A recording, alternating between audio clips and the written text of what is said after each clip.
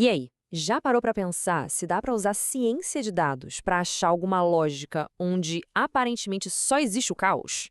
Hoje a gente vai mergulhar num estudo de caso que é fascinante, porque ele faz exatamente isso. Ele doma a aleatoriedade e transforma ela em algo prático, em insights que a gente pode medir. Olha só o nosso caminho hoje. A gente vai começar entendendo o tamanho do desafio e depois vai ver a inteligência por trás da solução. Vamos passar pela estratégia do funil, pelas fases de refinamento, entender como o sistema de fato aprende, como ele foi validado e, no final, o mais importante, como isso se aplica no mundo real. Para começar, vamos colocar o problema na mesa. A gente vai usar a Mega Sena brasileira como nosso campo de provas. Mas olha, a questão aqui não é sobre sorte, viu? É sobre se a gente consegue usar dados, inteligência artificial, para encontrar padrões onde a maioria das pessoas só enxerga o acaso. E para ter uma noção da escala do desafio, pensa nesse número. Mais de 50 milhões de combinações possíveis. Tentar acertar isso na sorte é como procurar uma agulha bem específica num palheiro do tamanho de um estádio de futebol. Ou seja, usar força bruta, sair testando tudo, simplesmente não é uma opção viável. Ok, para tornar esse problemão algo que a gente consiga resolver, o foco muda um pouco. Em vez de mirar no prêmio máximo, o objetivo passa a ser validar a metodologia encontrando a quadra. Isso não deixa de ser um desafio estatístico gigante, mas serve como a prova de conceito perfeita para a gente testar a inteligência do sistema. Agora, é aqui que a abordagem fica realmente interessante. A mudança de mentalidade é tudo. A estratégia não é tentar achar agulha no palheiro.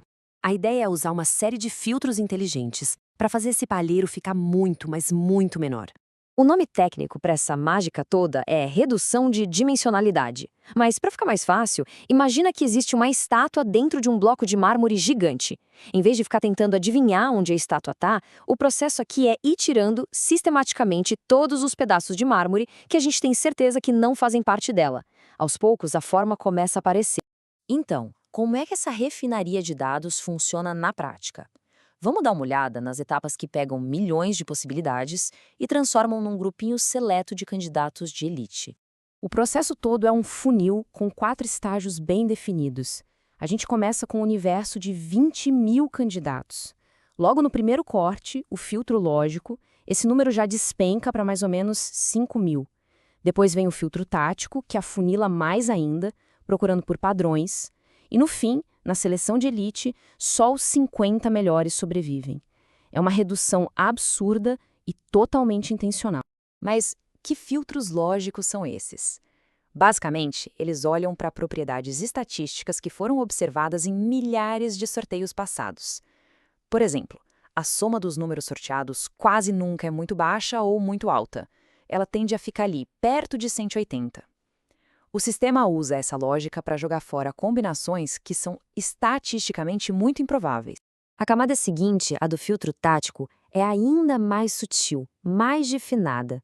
Ela busca padrões que o olho humano até poderia criar, mas que na vida real raramente acontecem. Coisas como muitos números em sequência, sabe? Ou uma concentração de números de Fibonacci. O sistema aprendeu que os resultados reais tendem a ser mais espalhados e usa isso para refinar ainda mais a busca. É aqui que a mágica acontece de verdade. O sistema não é uma coisa estática que aplica as mesmas regras para sempre, não. Ele aprende, ele se adapta com cada novo resultado que ele analisa. É um processo contínuo de autoaprimoramento. Para conseguir aprender, o sistema precisa entender o que a gente chama de espaço latente. O nome pode parecer complicado, mas a ideia é simples. Pensa nisso como as regras não escritas de um jogo. Não é só sobre as peças no tabuleiro, mas sobre a estratégia, as interações, a estrutura que governa o resultado. O objetivo do sistema é justamente aprender essa gramática oculta dos dados. E esse aprendizado acontece através de um ciclo de feedback que nunca para. Primeiro, ele gera as suas 50 melhores sequências. Aí, quando o resultado real sai, ele compara uma coisa com a outra. Em seguida, ele mede o quão longe as previsões dele estavam da realidade. E, por fim, a parte crucial. Ele se adapta. Ele ajusta os pesos e as regras internas para ser mais preciso da próxima vez. É um ciclo que deixa ele mais inteligente a cada rodada. Tá, mas como a gente sabe que o sistema aprendeu de verdade a generalizar, em vez de só decorar as respostas do passado? É aí que entra o teste cego.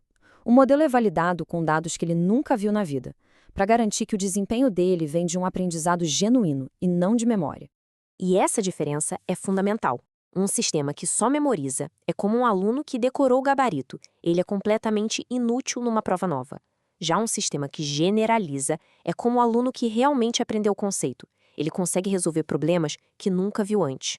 É isso que a gente busca aqui: robustez e adaptação.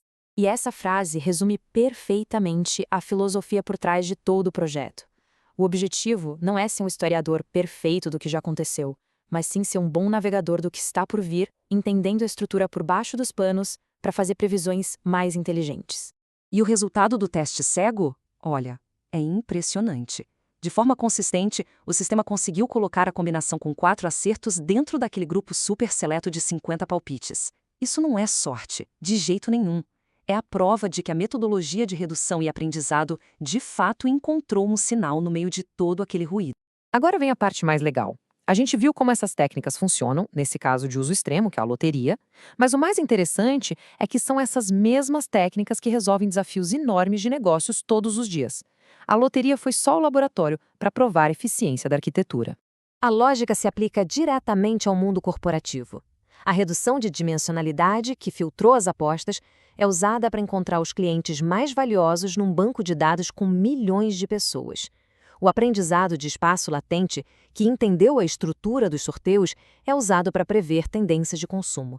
E o aprendizado por reforço, que melhorou a seleção, é o que otimiza modelos de risco de crédito ou níveis de estoque. A técnica é a mesma. O que muda é o problema. Então, o que a gente viu aqui vai muito além de um conhecimento básico ou intermediário. Isso aqui é a aplicação prática, profunda, de teorias bem complexas de machine learning, com um objetivo muito claro: alcançar resultados precisos e, o mais importante, mensuráveis, mesmo num cenário que parece totalmente caótico. É um nível de expertise que rompe com o que se vê normalmente no mercado. E a gente termina com essa reflexão. Este estudo de caso é, na verdade, um exemplo de uma ideia muito maior. Se é possível aplicar essa lógica para encontrar ordem num sistema que foi projetado para ser aleatório, em que outros problemas complexos, sejam em finanças, na saúde, na sociedade, a gente poderia usar a mesma abordagem para desvendar o caos? A pergunta fica no ar.